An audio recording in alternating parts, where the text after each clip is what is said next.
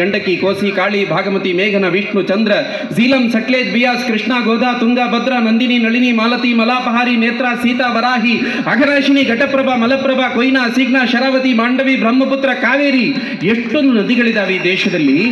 ಅವನು ಹೇಳ್ತಾನೆ, ಭಗವಂತ ಏನ್ ತಾರತಮ್ಯ, ಯಾವ ದೃಷ್ಟಿಯಿಂದ ಅಮೆರಿಕ ದೊಡ್ಡದು, ಖಂಡಿತ ಭಾರತದ ಮುಂದೆ ಯಾವ ದೇಶವು ದೊಡ್ಡದಲ್ಲ ಅಂತ ಅವನು ಬರೀತಾನೆ. ಇಂಥ ಉತ್ಕೃಷ್ಟ ದೇಶದಲ್ಲಿ ನಮಗೆಲ್ಲ ಜನ್ಮ ದೊರೆತಿದೆ ಅಂತಂದ್ರೆ ನಾವ್ಯಾರು ಸಾಮಾನ್ಯ ಮನುಷ್ಯರಲ್ಲ, ನಾವೆಲ್ಲರೂ ಭಗವಂತನ ಅಂಶ ಸ್ವರೂಪಿಗಳಾದ ಕಾರಣಕ್ಕೋಸ್ಕರ ನಮಗೆ ಈ ನೆಲದಲ್ಲಿ ಜನ್ಮ ದೊರೆತಿದೆ ಅನ್ನುವಂಥದ್ದನ್ನು ನಾವು ಅರ್ಥ ಮಾಡ್ಕೋಬೇಕು. ಈ ನೆಲದಲ್ಲಿ ಏನೇ ಪೂಜೆ ಸಂಪ್ರದಾಯಗಳು ನಡೆದರೂ ಕೂಡ ಅದರ ಹಿಂದೆ ಒಂದು ರಾಷ್ಟ್ರೀಯ ಚಿಂತನೆ ಇದ್ದೇ ಇರುತ್ತೆ. ಎದುರುಗಡೆ ನೋಡುವಾಗ ಧಾರ್ಮಿಕ ಆಚರಣೆ, ಅದರ ಹಿಂದುಗಡೆ ನೋಡುವಾಗ ಒಂದು ಒಳ್ಳೆಯ ಸಂದೇಶ, ಸಾಮಾಜಿಕವಾದ ರಾಷ್ಟ್ರೀಯ ಸಂದೇಶ ಇದ್ದೇ ಇರುತ್ತೆ. ಗಣಪತಿಯಿಂದಾಗ ಪೂಜೆ ಮಾಡುವಾಗ ನಾವು ಗರಿಕೆಯನ್ನು ಕಣ್ಮುಂದೆ ತರ್ತೀವಿ, ಗರಿಕೆಯಿಂದ ಗಣಪತಿ ಪೂಜೆ ಮಾಡ್ತೀವಿ. ಯಾಕೆ ಗರಿಕೆ ಅಂತ ನೀವು ಪೂಜೆ ಮಾಡುವಂಥ ಅರ್ಚಕರಲ್ಲಿ ಕೇಳಿ.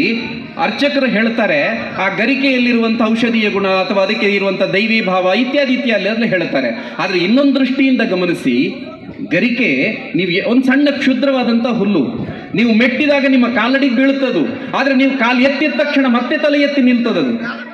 ಎಷ್ಟೇ ನೀವು ಗರಿಕೆಯನ್ನು ಮೆಟ್ಟಿ ನೀವು ಕಾಲು ಎತ್ತಿದ ತಕ್ಷಣ ಮತ್ತೆ ತಲೆ ಎತ್ತಿ ನಿಲ್ತದೆ. ಗಣಪತಿ ಹೇಳ್ತಾನೆ, ಗರಿಕೆ ಹಾಗೆ ನೀವು ಎಷ್ಟೇ ನಿಮ್ಮ ಮೇಲೆ ಅಪಮಾನ ದಬ್ಬಾಳಿಕೆಗಳು ಆದರೂ ಕೂಡ ಮತ್ತೆ ಮತ್ತೆ ತಲೆ ಎತ್ತಿ ಯಾರು ಗರಿಕೆ ಹಾಗೆ ನಿಲ್ತಾರೋ ಅವರೆಲ್ಲರೂ ನನಗೆ ಪ್ರಿಯರಾಗ್ತಾರೆ ಅಂತ ಗಣಪತಿ ಹೇಳುವಂಥದ್ದು. ಗಣಪತಿಗೆ ಕಬ್ಬು ಪ್ರಿಯವಾಗಿರುವಂಥದ್ದು ಕಬ್ಬು. ಯಾಕೆ ಕಬ್ಬು ಪ್ರಿಯ ಅಂತಂದ್ರೆ ಅದಕ್ಕೂ ಧಾರ್ಮಿಕವಾದಂಥ ಹಿನ್ನೆಲೆ ಬೇರೆ ಇದೆ. ಇನ್ನೊಂದು ದೃಷ್ಟಿಯಿಂದ ನೋಡೋಣ, ಕಬ್ಬು ಹೆಚ್ಚು ಎತ್ತರಕ್ಕೆ ಬೆಳೆದಷ್ಟು ಸಿಹಿ ಹೆಚ್ಚಾಗುತ್ತೆ ಕಬ್ಬಿನಲ್ಲಿ. ನಾವೆಲ್ಲ ಜೊತೆಗೆ ಇರ್ತೀವಿ, ನಮ್ಮೊಟ್ಟಿಗಿದ್ದವರು ಕೆಲವರು ನಮಗಿಂತ ಹೆಚ್ಚು ಎತ್ತರಕ್ಕೆ ಹೋಗಬಹುದು. ನಾವು ಎತ್ತರಕ್ಕೆ ಹೋದ ಹಾಗೆ ಕಬ್ಬಿನ ಹಾಗೆ ಸಿಹಿಯನ್ನು ಹೆಚ್ಚು ಮಾಡ್ಕೋಬೇಕು. ನಮ್ಗೆ ಗೊತ್ತಿದೆ, ದೃಪದ ಮತ್ತು ದ್ರೋಣರ ಕಥೆ ಗೊತ್ತೇ ಇದೆ.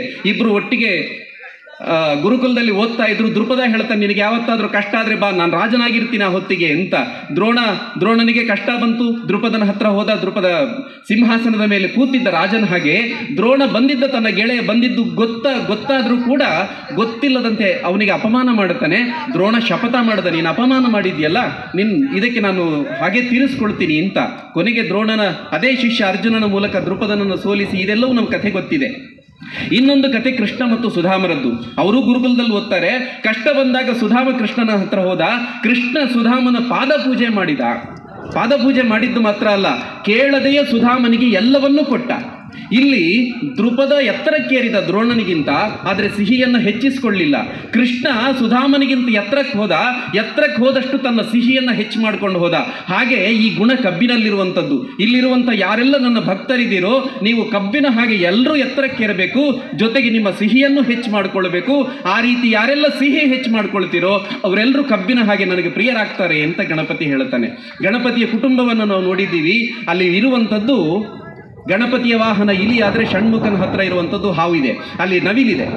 ಎರಡೂ ಪರಸ್ಪರ ವಿರುದ್ಧ ಇರುವಂಥದ್ದು. ಇನ್ನೊಂದು ಕಡೆ ಈಶ್ವರನ ಹತ್ರ ನಂದಿ ಇದ್ರೆ, ಈ ಕಡೆ ಪಾರ್ವತಿಯ ಹತ್ರ ಸಿಂಹ ಇದೆ. ಎರಡು ಪರಸ್ಪರ ವಿರುದ್ಧ.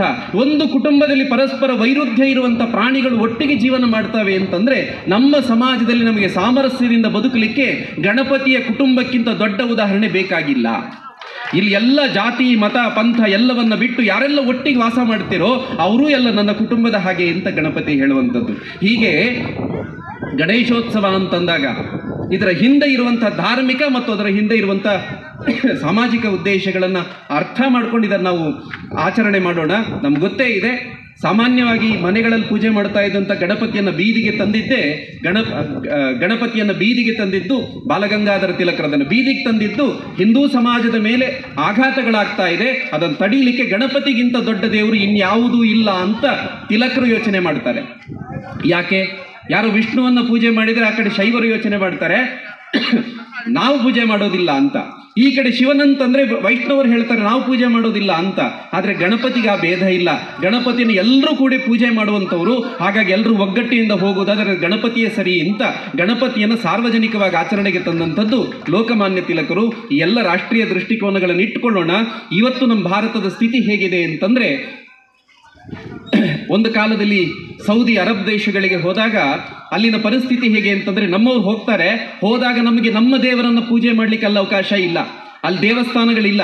ಆದರೆ ನಮ್ಮ ಮನೆಯ ಒಳಗೂ ಕೂಡ ನಾವಿರುವಂಥದ್ದು ಬಾಡಿಗೆ ರೂಮು, ಸಣ್ಣ ಕೋಣೆ, ಅದರ ಒಳಗೂ ಒಂದು ಫೋಟೋ ಇಟ್ಟುಕೊಳ್ಳುವ ಹಾಗಿಲ್ಲ. ಎಲ್ಲಿವರೆಗೆ ಅಂದರೆ ನಮ್ಮ ಸೂಟ್ ಕೇಸಲ್ಲೂ ಒಂದು ನಮ್ಮ ದೇವರ ಫೋಟೋ ಕಂಡ್ರೆ ನಮ್ಮನ್ನು ಜೈಲಿಗೆ ಹಾಕುವಂಥ ಪರಿಸ್ಥಿತಿ ಇತ್ತು ಆ ಅರಬ್ ದೇಶಗಳಲ್ಲಿ.